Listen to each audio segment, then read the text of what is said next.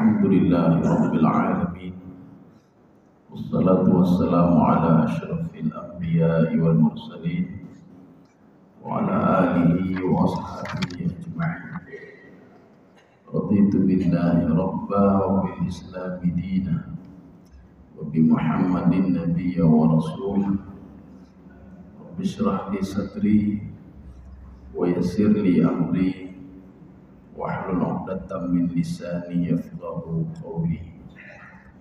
Allahumma ij'al jam'ana hadza jam'an marhuma wa tafarruqana min ba'dihi tafarruqan ma'suma. Kaum muslimin dan muslimat sidang jamaah subuh yang dirahmati Allah. Pada pertemuan yang lalu kita sudah membahas masalah nikmat surga. Jadi surga yang diberikan kepada manusia itu, yang dijanjikan di dalam Al-Quran itu berbeda dengan surganya Nabi Adam alaihissalam. Jadi kalau surganya Nabi Adam cuma ada 4 sifat. Allah tajua fiha, wala ta'ra, wala tadma'u fiha, wala tadha. Di dalam surga itu Nabi Adam tidak pernah lapar, tidak pernah telanjang, tidak pernah haus, dan tidak pernah kepanasan. Itu terbatas 4 saja. Tetapi surga yang digambarkan dalam surah Al-Insan, itu manusia diberikan penghormatan oleh Allah pertama dengan baju. Kemudian diberikan minuman, tempat, dan lain sebagainya.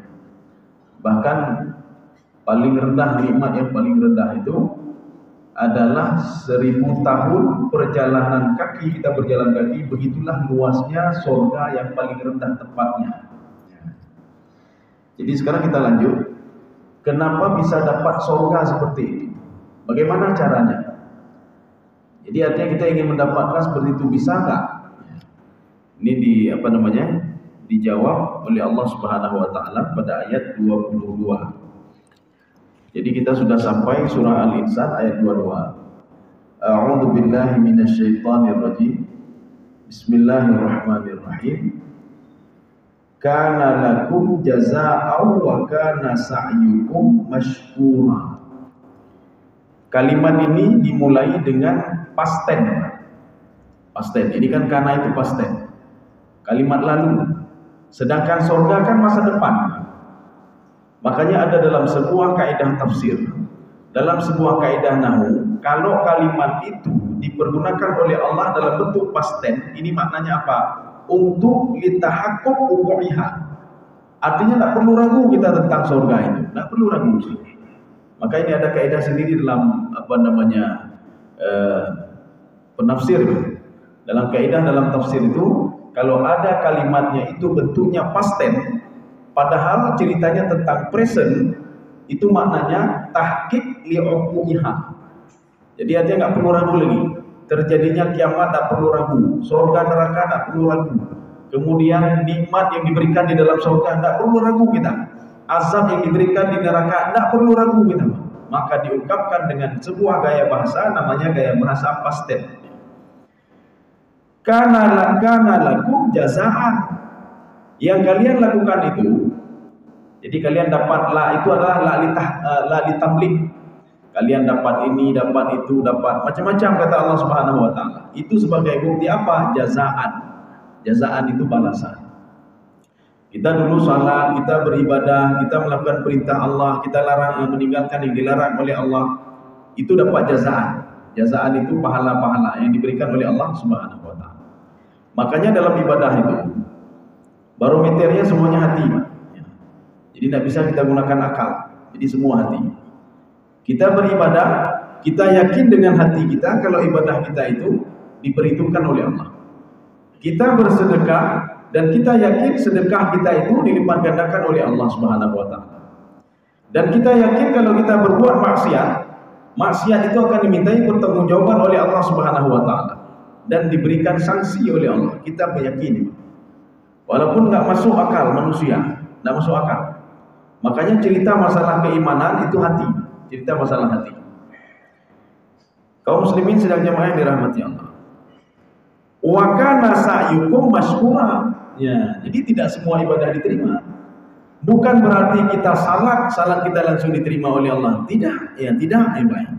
Dan bukan berarti yang menyebabkan kita masuk ke dalam surga tahajud kita, juga tidak. Dan bukan berarti yang menyebabkan masuk ke dalam surga adalah haji kita, tidak juga. Walaupun ibadah itu kecil, kata Allah, wa kana sa'yukum masykura. Masykura itu apa? Diberi nilai. Artinya ibadah kita itu yang membuat kita masuk ke dalam surga itu nilainya, bukan banyaknya ibadah, tidak. Jadi dengan nilai kecil dapat ridha Allah, maka dalam tafsir Sawi beliau mengatakan masykura artinya apa? Maqbulan wa mardiyan. Amal ibadah itu diterima oleh Allah dan diridai oleh Allah, sekecil apapun ibadah itu. Ya.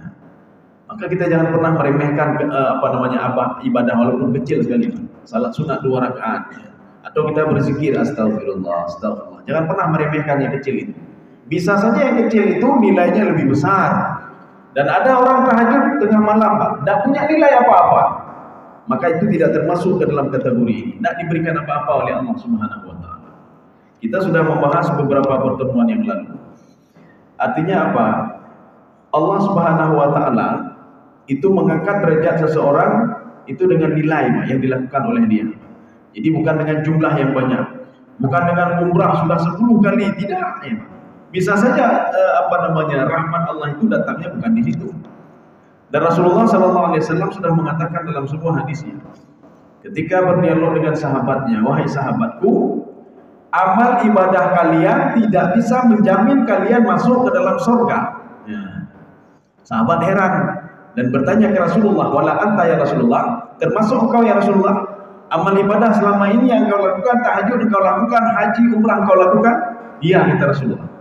Amal ibadah saya tidak menjamin saya masuk ke dalam surga. Sehingga sahabat bertanya, kalau demikian apa ya Rasulullah? Rahmat Allah. Jadi kalau rahmat Allah, kita puasa jadi rahmat Allah, kita sholat tadi jadi rahmat Allah, kita baca Al-Quran jadi rahmat Allah, kita tahajud jadi rahmat Allah. Artinya rahmat Allah Subhanahu wa Ta'ala bukan di salat saja, di semua ibadah. Nanti kalau ditanya, kalau demikian untuk apa kita salat subuh? Kalau salat kita tidak menjamin kita masuk ke dalam surga, kita tidak tahu dari mana datangnya rahmat Allah. Karena kita tidak tahu, maka kita terus melakukan semua perintah Allah. Kita salat, kita puasa, kita perintah Allah, kita bayar zakat dan lain sebagainya. Kita bersedekah, kita beribadah, memindahkan duri di jalan, atau ngomong baik-baik. Ya. Karena kalam ngomong yang baik itu juga sedekah.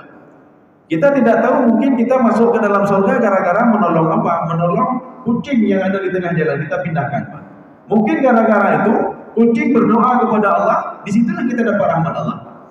Artinya bukan gara-gara ibadah kita. Jadi semuanya intinya di rahmat Allah. Saya sudah pernah memberikan sebuah analogi. Kita ada pancing, harga pancing kita 5 juta, 5 juta, 10 juta. Kemudian kita pergi mancing. Yang 5 juta itu makanannya pun cukup mahal. Jadi kita letakkan pancing kita ada berapa buah. Kemudian di ujung itu kita ambil kayu biasa, kemudian kita ikat dengan benang biasa, tidak eksklusif seperti tadi. Kemudian kita letakkan cacing saja di situ. Akhirnya berapa jam kemudian kita kembali, kita angkat yang pancing yang 5 juta tadi, tidak ada apa-apa. Yang 10 juta tidak ada apa-apa, yang 7 juta tidak ada apa-apa. Rupanya ikan itu kena di pancing yang terakhir. Ikan kena di pancing terakhir. Maknanya apa? Jadi dari ibadah-ibadah itu bisa saja kita masuk ke dalam surga, dapat rahmat Allah Subhanahu wa Ta'ala gara-gara kita mengajak kebaikan orang lain. Bisa saja demikian. Atau kita menyelamatkan orang lain, atau kita memberikan sedekah kepada orang lain. Jadi artinya jangan pernah bosan-bosan untuk berbuat kebaikan. Apa saja kita lakukan. Mungkin di antara kebaikan itu ada rahmat Allah Subhanahu wa Ta'ala. Kita sudah pernah membahas juga, Imam Al-Ghazali diberikan nikmat yang luar biasa oleh Allah Subhanahu wa Ta'ala. Gara-gara apa? Beliau membiarkan seekor lalat minum tinta beliau. Ketika beliau sedang nulis, minum tinta beliau. Bukan gara-gara karangan beliau, bukan gara-gara tahajud beliau, bukan gara-gara haji beliau, tidak. Cuma gara-gara itu tadi dia biarkan. Hatta rawiya, sehingga binatang tadi itu, yang lalat tadi dia minum tintanya Imam Al-Ghazali. Ini syaratnya. Wa kana sa'yukum mashkura. Dengan syarat kata Allah, amal ibadahmu itu diterima dan diridai oleh Allah. Untuk apa banyak ibadah tapi tidak diterima dan diridai? Untuk apa kita tahajud tapi tidak diterima dan diridai? Kita kan cari keridaan Allah Subhanahu wa taala. Kita lanjut lagi. Inna nahnu nazzalna 'alaikal Qur'ana tanzila. Ini sebagian kita akan pusing melihat ayat ini. Ini apa hubungannya? Di dalam kajian tafsir ada sebuah kajian namanya munasabah. Munasabah itu apa? Ayat itu terkait satu sama lainnya. Tidak ada yang terputus, semua terkait. Kalau di tengah putus, maka semua putus. Maka yang dikatakan Al-Quran itu dimulai dengan surah Al-Fatihah dan diakhiri dengan surah An-Nas. Itu Al-Quran, menyeluruh ya. Jadi dia tidak terputus. Ini seakan-akan ketika cerita tentang surga, di bawahnya cerita tentang Al-Quran. Seakan-akan maknanya terputus, padahal tidak terputus. Allah ingin memberitahukan begini, informasi tentang surga, informasi tentang ibadah, bacalah Al-Quran, kata Allah. Maka BJU Al-Quran. Ya. Ini kalau kita lihat ini, boleh ceritanya. Ini cerita tentang surga, cerita tentang Quran. Ini sama seperti kita baca surah Al-Baqarah. Di dalam surah Al-Baqarah, ketika cerita tentang orang mukmin, orang kafir, orang munafik, tiba-tiba cerita tentang sujudnya iblis kepada Nabi Adam alaihissalam. Iblis tidak mau sujud dan tidak mau patuh kepada Allah. Kok sudah ceritanya lain? Padahal tidak lain. Ini namanya munasabah namanya. Munasabah keterkaitan. Sebagaimana di dalam Al-Quran ada namanya tafawuq. Tafawuq itu bagaimana? Seimbang. Jadi seimbang itu ketika cerita tentang azab neraka, Allah ceritakan tentang azab. Begitu juga ceritakan tentang nikmat yang berada di dalam surga. Ketika Allah cerita tentang orang-orang yang aku zalimi, kata Allah, orang-orang yang aku berikan laknat, yang aku laknat. Di dalam kesempatan lain Allah mengatakan orang-orang yang aku berikan nikmatku, kata Allah Subhanahu wa taala. Seimbang. Jadi tidak berat sebelah, tidak. Ada kaum yang aku hancurkan dengan angin, kata Allah. Ada kaum yang aku berikan berkah dengan angin. Ya, seimbang juga. Ini begitu juga. Jadi Allah mengatakan inna nazzalna 'alaikal Qur'ana tanzila. Perhatikan baik-baik ayat ini. Ada dua gaya bahasa yang digunakan oleh Allah ketika menurunkan Al-Qur'an. Yang pertama, Allah menggunakan kalimat anzalna. Yang kedua, Allah menggunakan kalimat nazzalna. Nazala, anzala. Apa bedanya? Al-Quran itu ketika Allah mengatakan anzalna, itu maknanya turun sekaligus. Ketika Allah katakan dengan kalimat nazzalna, itu turunnya bertahap-tahap. Kalau kita lihat ini mana yang benar? Apakah Al-Quran turun sekaligus atau turun bertahap-tahap? Dua-dua benar. Bagaimana dua-dua benar? Yang dimaksudkan dengan inna nahnu nazzalna 'alaikal Qur'an, saya turunkan kepadamu Al-Quran bertahap-tahap dari Baitul Izzah kepada Nabi Muhammad SAW selama 23 tahun. Dibagi dalam dua periode Mekah dan periode Madinah. Dalam dua periode ini Al-Quran turun 23 tahun secara bertahap-tahap kepada Nabi Muhammad SAW. Jadi tidak turun sekaligus. Kenapa turun bertahap? Untuk menjawab segala pertanyaan orang-orang kafir, orang-orang Yahudi, orang-orang Nasrani. Maka Al-Quran turun menjawab pertanyaan mereka. Satu. Yang kedua, liyuthabbit quluban nabi, untuk menenangkan jiwa Nabi. Maka Al-Quran turun bertahap. Ketika Nabi Muhammad SAW dipeleh, jadi diremehkan oleh orang-orang Yahudi, Nasrani dan orang kafir. Hai Muhammad, kamu bisa apa kamu? Kamu bisa apa? Kamu ada apa sama kamu? Coba lihat Nabi Sulaiman itu, hartanya banyak sekali. Kamu ada apa kamu sama kamu? Kamu punya apa-apa kamu? Akhirnya turunlah ayat untuk menenangkan jiwa Nabi. Alam nashrah laka sadrak, ya Muhammad, harta yang paling berharga itu ketenangan jiwa. Ya, tidak ada orang bisa membeli ketenangan jiwa. Tidak bisa. Dia sudah pergi ke Eropa, pergi kemana saja, jiwa dia tetap tidak tenang. Mudah duduk lebih hati. Ya. Jadi ketenangan jiwa itu tidak bisa dibeli, ya Muhammad. Itulah harta yang berharga, ya Muhammad. Bukan berarti saya tidak memberikan apa-apa kepadamu. Alam nashrah laka sadrak wa wada'na 'anka zikrak wa wada'na 'anka wizrak. Artinya apa? Wada'na 'anka wizrak, kamu segala kekeliruan kamu saya ampuni kekeliruan itu, saya luruskan kamu. Itu nikmat yang luar biasa. Wa rafa'na laka dzikrak.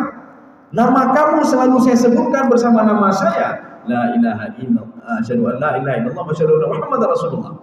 Setiap salat selalu nama kamu, selalu nama kamu. Itu kan nikmat luar biasa. Bila katanya Umar, katanya mana lagi Nabi Muhammad disebutkan namanya? Nabi Muhammad disebutkan namanya dalam syahadat. Kalau kita mau juga seperti itu, jadilah orang yang dikenal oleh malaikat di langit.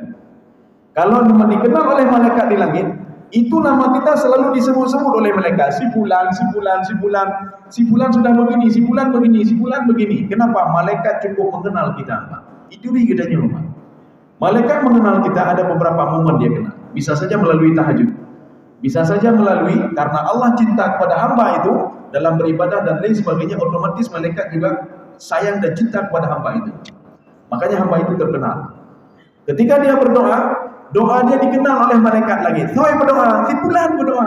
Amin, amin. Berdoa amin semuanya. Ketika urusan tersemayang, ketika dia bangkrut baru berdoa, ya Allah tolong, saya berdoa. Nah, biarin saja ada demikian. Bah lagi yang kedua itu semayang dan terputar. Waktu itu tak berdoa. Waktu susah dia berdoa. Waktu tidak susah tidak teriak kepada Allah, biarin saja. Widuri dan dari malaikat ya. Ini nikmat yang luar biasa ini. Nikmat yang luar biasa. Ini kalau Al-Quran disebutkan inna nahnu nazzalna dzikra atau inna nazzalna 'alaikal Quran, diturunkan bertahap-tahap. Kemudian apalagi fungsi diturunkan bertahap-tahap ya. Jadi tadi untuk apa namanya? Satu lagi li tadarruj. Tadarruj begini. Untuk menetapkan suatu hukum. Ya, maka Al-Quran diturunkan bertahap-tahap. Ketika pengharaman khamar, pengharaman judi, ya, khamar ya. Itu turunnya bertahap-tahap. Melalui apa? Al-Quran turun bertahap-tahap. Pertama tidak langsung diharamkan.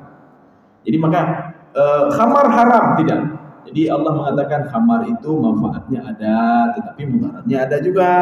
Mudaratnya lebih besar daripada manfaatnya. Akhirnya masyarakat meninggalkan sedikit-sedikit.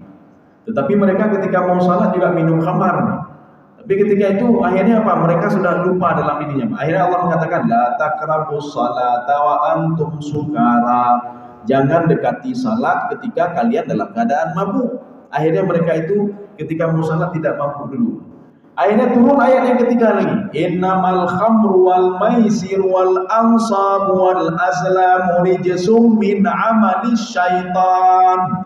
Khamar itu haram kata Allah. Judi itu haram. Mengadu nasib itu haram kata Allah. Kalau enggak kan terkejut-kejut orang. Ketika mengatakan ini haram pertama kan terkejut. Sama lagi mu'allaf. Mu'allaf ketika baru masuk Islam. Makanya ada beberapa orang yang lumpuh Islam, Pak, lumpuh syahadat, Pak. Jadi habis lumpuh syahadat, lumpuh Paknya. Ini tolong, jangan ditekan dulu dia. Artinya diajarkan dulu salat. Kalau nanti sekali-sekali tinggal salat, biarkan saja. Dia membiasakan diri untuk bisa salat. Dan jangan cerita-cerita dulu sama orang ini. Itu banyak, ada orang Sulawesi, ada orang Ambon dan beberapa orang juga. Jangan ceritakan kepada mereka kalau mencuri potong tangan, baik cerita ini. Kalau berzina dirajamnya baik cerita ini, roh belum mulanya. Makanya ketika kita memberikan nasihat kepada orang mu'alaf, yang tadu ini kuina. Sudah, kamu sudah masuk Islam ya. Nyan menyotigoh nanti muncul kau ajarau. Tinggal nang berzina, rajam. Tinggal menyotinggai temayang, ya namanya. Kafir teman. Dia hari itu mikir roh maka beliau.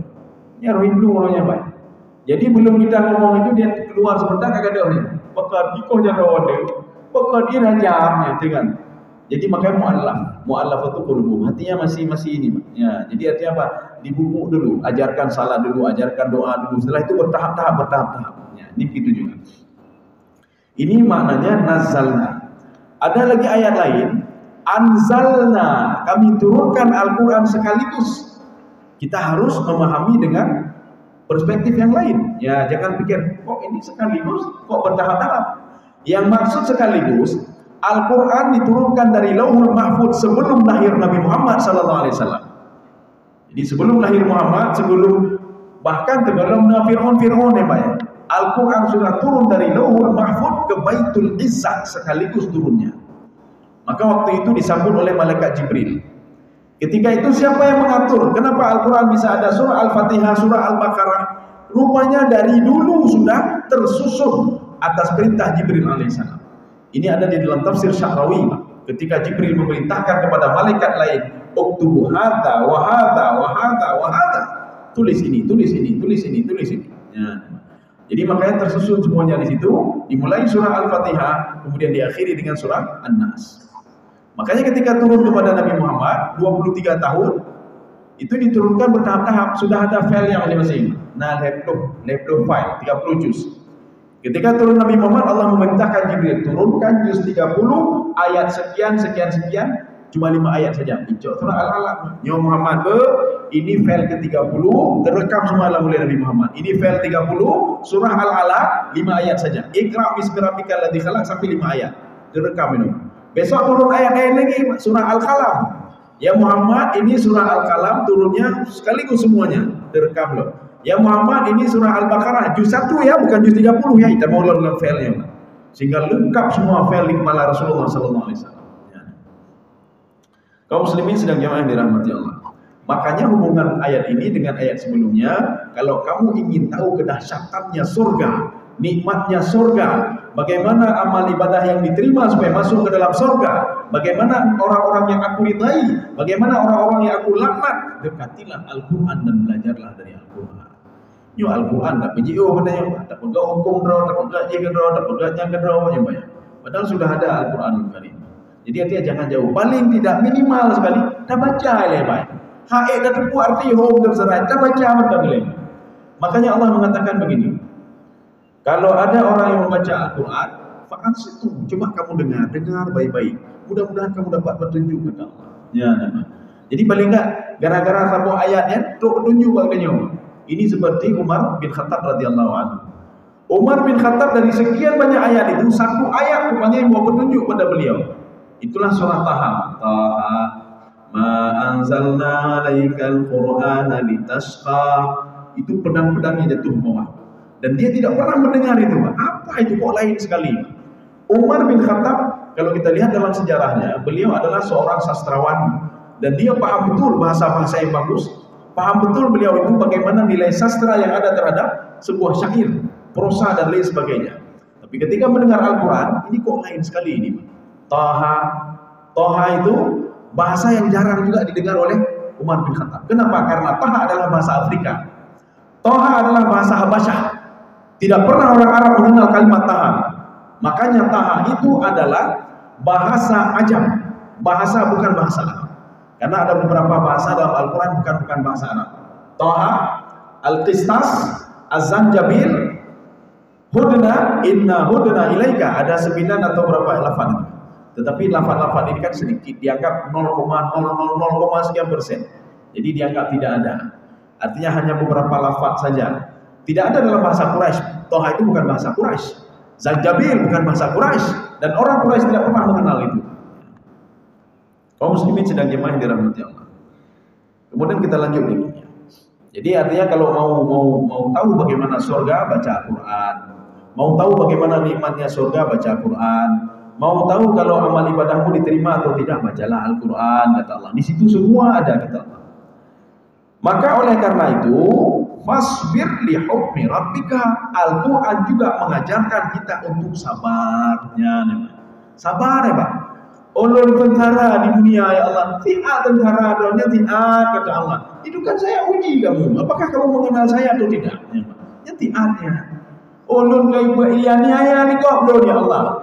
Lam kanto dia niaya di tipulan ya tiat ya tambah medal tambah medal. Tipulannya mati cintu. Kamu sabar saja. Maka Nabi Muhammad beri sabar ya Allah, kamu sabar ya Muhammad. 23 tahun itu tidak lama itu. Beda pikir sabar saja. Kamu bersabar untuk menuju suatu hal yang lebih besar lagi, Pak. Ya, jadi artinya apa? Bersabarlah kamu untuk maju ke depan lagi. Jadi bukan bersabar doa trek, kata-kata begini. Fasbir li hukmi rabbika. Maksud hukmi rabbika, sabarlah kamu terhadap takdir Allah. Ketika diberikan sakit, kamu tidak bisa membuat proyek ini, sabar saja. Itu ujian saya, kamu sabar saja.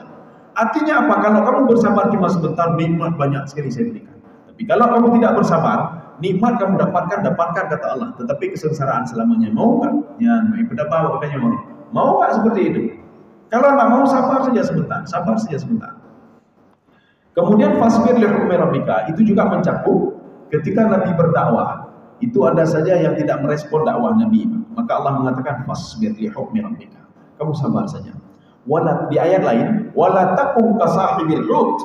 Kamu jangan jadi seperti Nabi Yunus. Ya, Nabi Yunus hanya bersabar dalam berdakwah. Nabi Yunus berdakwah ila mi'ati alfin aw yazidun.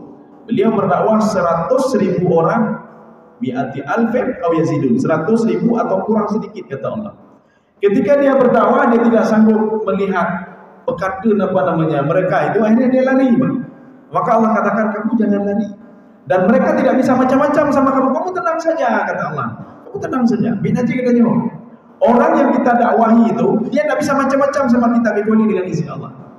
Maka Allah katakan dalam tafsir jalan lain, fasbir li hukmi rabbika alaikal balagh wa alainal hisab. Itu maknanya. Kamu sampaikan, saya memberikan pahala. Kamu tenang saja. Kamu dapat pahala. Kalau dia ikut tidak dapat pahala, dia meninggalkan, dia dapat dosa.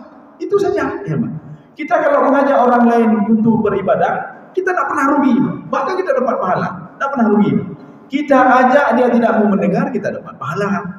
Kita ajak dia mau mendengar, mau merespon, double lagi pahalanya. Jadi kita ajak, kita ajarkan dia baik-baik. Ini cara berwudu, begini ya caranya. Dia dengar rupanya. Jadi untuk langkah-langkahnya, hana tertibnya. Rupanya diamalkan apa yang kita lakukan. Setiap dia berwudu, dia dapat pahala wudu, kita juga dapat pahala sebab kita sudah mengajarkan dia. 5 kali dia berwudu sehari, Pak. 5 ke mendapat pahala, Pak. Dia salat berwudu lagi mendapat pahala, Pak. Dia mengajarkan anak-anaknya, mengajarkan murid-muridnya. Murid-muridnya ada 1000 sejak hari mengalir ke kita. Kan tak rugi dia. Kalau dia tidak mau mendengar, kita dapat juga pahala. Yang jelas Allah mengatakan fasbir li hukmi rabbika. Al-Qur'an mengajarkan kamu juga ya Muhammad untuk bersabar. Al-Qur'an mengajarkan umatmu ya Muhammad untuk bersabar. Tatabadi'at damai. Ditalimi kita nyobah ke dia, Pak. Untung juga kita. Maka udahnya untung tapi, Pak. Ikutkan liga untung dia, Pak. Kalau ditalimi oleh orang yang untung. Kenapa? Dia akan mempertanggungjawabkan apa yang dilakukan nanti di padang mahsyar dan dia berikan kebaikan-kebaikannya kepada kita. Kaum muslimin sedang jamaah yang dirahmati Allah. Makanya Nabi Yusuf ketika usia masih 13 tahun, itu Nabi Yusuf sudah berdialog dengan Allah. Mana buktinya Nabi Yusuf berdialog dengan Allah Subhanahu wa taala? Di dalam surah Yusuf sendiri, ketika saudara-saudaranya mengambil Yusuf, katanya apa? Kita bunuh saja. Oh, tidak. La taqtuluh. Jangan bunuh dia. Bagaimana caranya? Lemparkan dia di dalam sumur. Ketika dilemparkan ke dalam sumur, sekarang di dalam sejarah mungkin tidak pernah diungkapkan kenapa Nabi Yusuf tidak pernah berteriak. Kenapa tidak dikatakan berteriak terus dan menangis terus? Kenapa tidak? Karena ketika akan dimasukkan ke dalam sumur, Allah Subhanahu wa taala berdialog dengan Nabi Yusuf alaihissalam. Kamu tenang saja. Mereka akan mempertanggungjawabkan semuanya kepadamu. Kamu tenang saja. Maka Nabi Yusuf tenang saja dalam sumur. Ya, kenapa? Karena Allah sudah memberikan kepada beliau mewanti-wanti beliau, kamu tenang saja. Artinya apa? Nabi Yusuf akan tahu bahwa Allah tidak membiarkan beliau begitu saja. Allah menyuruh Nabi Yusuf, kamu sabar saja, sebentar saja kamu sabar. Saya ingin melihat kesabaranmu. Maka ketika itu kan datang ini fa'adla dalwah. Jadi datang orang musafir itu, dia julurkan tibanya, kemudian Nabi Yusuf naik ke atas. Bushra katanya, ini luar biasa ini, anak ini bisa kita jual. Dari situlah perjalanan Nabi Yusuf alaihissalam, sehingga Nabi Yusuf diberikan segalanya apa yang diinginkan oleh Nabi Yusuf oleh Allah Subhanahu wa taala. Harta diberikan, jabatan diberikan, semua diberikan oleh Allah. Gara-gara apa? Kesabaran beliau. Itu masih di dunia. Tetapi Nabi Yusuf tidak mengharapkan itu semua. Yang ada sama Nabi Yusuf kan itu kan sementara saja. Arti sementara apa? Kalau meninggal dalam detik itu habis semuanya. Makanya doa Nabi Yusuf. Apa doa Nabi Yusuf? Allahumma anta waliyyi fid dunya wal akhirah, tawaffani muslima wa alhiqni bis salihin. Ya Allah, engkau waliku ya Allah di dunia. Kalau ada masalah saya selalu melapor kepada engkau ya Allah. Wal akhirah, ketika di akhirat demikian juga ya Allah. Ketika seorang tidak memperhatikan saudaranya yang lain, maka saya akan selalu minta kepada engkau ya Allah. Tawaffani musliman, matikan saya dalam keadaan muslim, wa alhiqni bis salihin, dan kumpulkan saya bersama orang-orang saleh. Berbeda doanya dengan doa kita. Kita kalau posisi seperti Nabi Yusuf alaihissalam, posisi kita pertama sengsara dibuli ketika kecil, Pak. Ketika kecil dibuli, kemudian sengsara, kemudian setelah itu diperjualbelikan seperti budak, kemudian setelah itu dituduh macam-macam, sudah berbuat macam-macam dengan istri raja, kemudian masuk lagi penjara. Kalau kita posisi Nabi Yusuf, keluar penjara, kita jadi orang hebat, apa kita ngomong apa? Jamun nyolong di, tapi jino hanale. Kemudian kita berdoa kepada Allah, apa berdoa kita? Ya Allah, menyujud dan mahlam rezeki, ya Allah, menyujud dan mahlam. Ya Allah, tak cukup saya begini, tak cukup ini, tak cukup itu, tambah lagi ya Allah, tambah lagi ya Allah. Ya, kita minta tambah-tambah terus, tapi Nabi Yusuf tidak. Nabi Yusuf mengatakan, meninggalkan saya, wafatkan saya dalam keadaan muslim, dan kumpulkan saya bersama orang-orang saleh. Di mana kumpulkan? Di Iliyin. Karena apa? Nabi Yusuf tahu masa depan itu panjang sekali masih, bukan di sini. Ini kan di sana tempat singgah-singgah saja.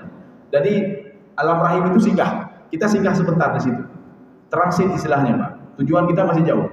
Kita berangkat dari sini mau berangkat ke Maroko atau enggak, ini kita transit di Jeddah. Yang transit 12 jam. Bukan berarti 12 jam itu kita bisa kemana-mana. Tidak, ada batasan-batasannya. Tidak boleh keluar, tidak boleh ini, tidak boleh itu. Di dunia begitu juga.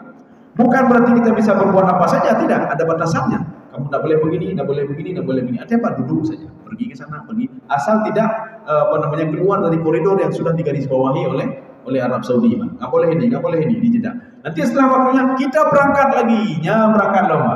Makanya berangkatnya pun beda-beda. Kalau tujuan Amerika berangkat jam sekian-sekian, tujuan ini berangkat jam sekian-sekian, tujuan ini berangkat jam sekian-sekian. Binanji katanya. Si fulan kaji berangkat katanya. Oh malu mendem, anak umum je nak dia kata hotel je aju. Oh malu kata guru peloton anak hoi lagi. Ini kan seperti menunggu kloter saja. Artinya menunggu panggilan, daftar panggilan. Kita kan menunggu daftar panggilan ini, Pak.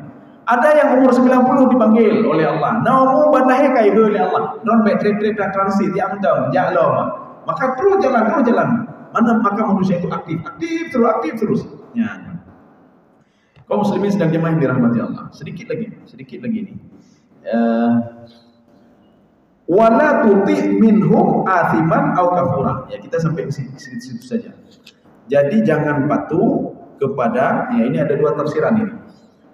Saya mohon terjemahan, coba dibaca sebentar. Jangan patuh dan janganlah kamu ikuti orang yang berdosa dan orang yang kafir di antara mereka. Ya sudah. Ini tafsirannya ada dua.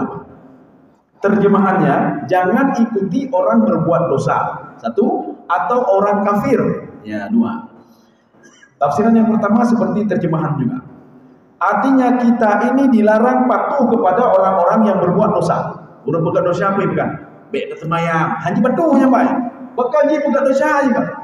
Atau orang kafir mengajak kita macam-macam, baik patuh kepadanya. Setelah diselidiki, ayat ini diturunkan untuk Utbah, anaknya Abu Jahal. Rupanya Abu Jahal macam beruakai, anaknya beruakai, Utbah yang mati dalam keadaan kafir. Inang-inang beruakai cuma, walaupun namanya Ummu Jamil. Abu Lahab itu di dalam literatur sejarah itu kenapa dinamakan Abu Lahab? Karena dia ganteng sekali. Lahab itu artinya apa? Bercerah, ceria, Pak. Walaupun nanti ada yang mengatakan Lahab itu adalah api neraka yang ceria mukanya. Jadi makanya dipanggil oleh orang lain Abu Lahab. Gantengnya luar biasa, paman Nabi. Istrinya dipanggil Ummu Jamil karena cantiknya luar biasa. Maka katanya baik gara-garanya dia anak ganteng dah Abu Lahab. Dan yang tahu anak Abu Lahab. Bahkan dalam sejarah haji ganteng ada ji. Jadi memang bodoh yang ganteng tak dalam perangai orang lama. Menyorong dia anak ganteng akhlak be abunan Abu Lahab. Ya, kemudian dia mengatakan juga ini Walid Al-Mughirah. Ini dua orang pembuat dosa. Jangan patuh ya Muhammad kepada Utbah. Jangan patuh ya Muhammad kepada Walid Al-Mughirah. Ini tafsiran yang pertama. Tafsiran yang kedua. Jangan kamu patuh kepada seseorang yang membuat kamu berdosa. Jangan patuh kepada seseorang yang mengajak kamu itu untuk kufur kepada Allah. Nyanya baik patuh. Sedang duduk. Dah menjiwa degom ya. Jangan patuh sama dia. Kenapa? Hal itu bisa membuat kamu berdosa dan kufur kepada Allah. Ya, jangan pernah patuh. Kalau di ayat lain begini. Wala tuti' kulla halafim mahin. Jangan patuh kepada orang yang galak yang bertumpah. Baju-baju kan bertumpah ni. Allah. Wallahi. Jangan patuh sama dia. Dia itu sumpah sebagai main-mainan saja. Jangan juga patuh kepada orang-orang bakhil, kreditnya nama. Wala tuti kullu halafin mahin hammazin masya'ib binamin manna'in lil khairi mu'tadin azim. Naurun kredit. Ai tanya pula. Nana patuh dah dong kredit dah memang. Ya, nana patuh. Ya pakak katanya hana jo tapu-tapu juga apa. Nyudunyo kan bek takut pun. Nana patuh dah dong kredit memang. Kayak bersama alun dengan ron. Artinya jangan patuh kepada beliau, nanti kita perangai dia mengalir ke kita. Jika orang bakhil lagi kat nyancit. Ya namanya. Ya ini berarti ini ada dua tafsiran. Ya Muhammad, dakwah kamu jalankan terus. Jangan patuh sama orang itu. Apa kata dua orang ini, Atbah dan Walid al-Mughirah? Muhammad, baik dia berdakwah li. Muhammad, baik dia pembunuh li. Muhammad, baik dia li. Ya ini, jangan patuh pada mereka. Kamu dakwah terus. Mudah-mudahan ada manfaatnya bagi saya sendiri dan jemaah sekalian. Subhanakallah bihamdika asyhadu an la ilaha illa anta astaghfiruka wa atubu ilaik. Assalamualaikum warahmatullahi wabarakatuh.